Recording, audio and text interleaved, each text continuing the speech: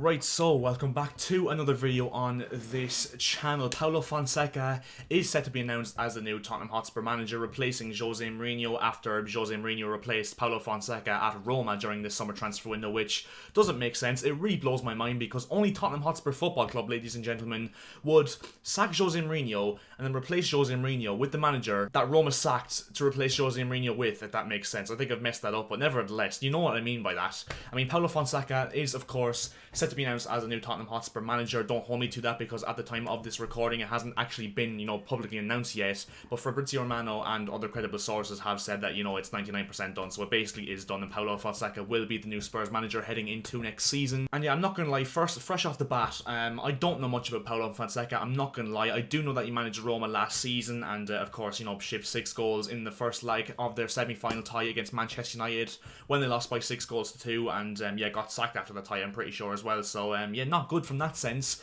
But overall, I think from what I know and what I've heard of and what my understanding is of Paulo Fonseca so far is that it's kind of in the middle ground in terms of his quality as a manager, because it's kind of decent but not great, kind of in the middle ground. It's just okay. It's just meh, to be honest with you. And I fully believe it's Daniel Levy settling once again for mediocrity. I think it's him taking the easy option and just hoping and praying that he turns out to be what Mauricio Pochettino was back when he was appointed back in the summer of 2014. And of course, he was relatively unknown, was kind of a gamble that just massively took off in the end. And obviously Pochettino, we know what he did with Spurs.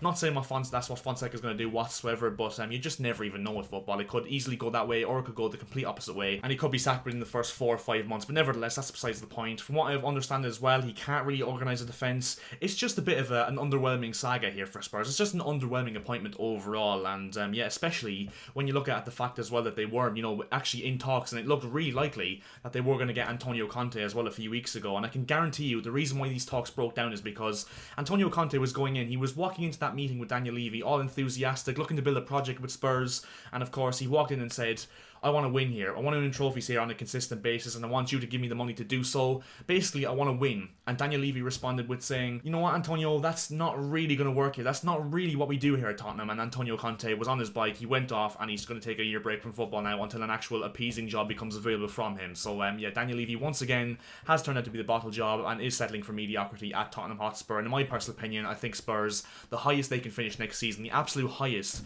they can finish in the Premier League next season, in my personal opinion, is 6th, to be honest with you. I think that it's looking really bleak from Spurs, especially with the fact it's gone from worst to worst now with Harry Kane and him leaving the club. It looks like he's going to go to City if a reasonable bid is made by City, which it does look like it's going to happen in the end. But yeah, really underwhelming appointment in my opinion from Spurs with Paulo Fonseca. I could easily be wrong. Spurs could go on and win the league. Definitely won't happen, but they could actually go out and do a madness with Paulo Fonseca. I'm not denying that whatsoever. But in my personal opinion, based on what my understanding is of Paulo Fonseca and this Spurs situation, I think it doesn't look good from a Spurs fan's perspective. I can tell you that much for free. And yeah, in terms of the overall managerial merry-go-round as well, it's looking, actually really confusing as well from other clubs like Everton and Crystal Palace in particular as well. Crystal Palace were in advanced talks with Nuno Espirito Santo, who of course did leave Wolves at the end of the season, and replaced him with Bruno Laga, another Portuguese manager, with those ties to Mendes, of course, the super agent from Portugal, as we all know.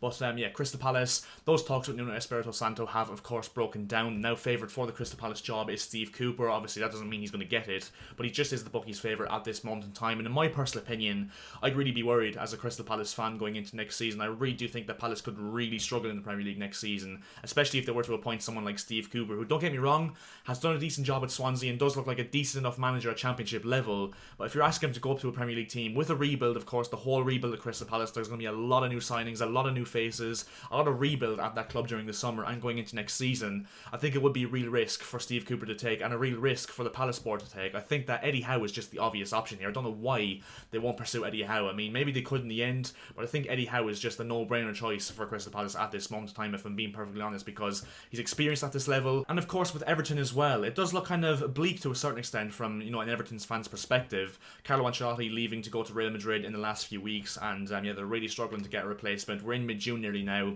and no names whatsoever have really been mentioned as a clear favourite. It does look like Nuno Espirito Santo is the, out-and-out favourite for that job at this moment in time in terms of the bookies' perspective, But whether that happens or not remains to be seen, and I think it would be a very underwhelming appointment, especially given the fact that Ancelotti was so good. I mean, let's not kid ourselves here. Whoever Everton do appoint, unless it's someone like Conte or someone mad like that, which won't happen, of course, it is going to be a downgrade on Carlo Ancelotti, who of course is a world-class manager and will do really well for Real Madrid, no doubt. And I think if Carlo Ancelotti had stayed with Everton next season, I think they could have rebuilt and, you know, brought in 3 or 4 more players that would have suited Ancelotti's system and would have added, obviously, more quality to this Everton team. I think Everton would have been dangerous next season, but I think regardless of who Everton appoint now, especially given the fact that, you know, all the managers that are in the front running for this job, I think it's going to be a struggling season for Everton next season. I'm not going to lie to you. It wouldn't surprise me whatsoever if once again they finished in mid-table, which of course Everton fans will not like to hear, but that's just my opinion at this moment in time, and once again, of course, I could be wrong in saying that. Christophe Galtier, of course, as well, the former Lille manager, who of course did guide Lille to you know, the Ligue 1 title last season against PSG, which obviously was a massive achievement and does look like a very good manager.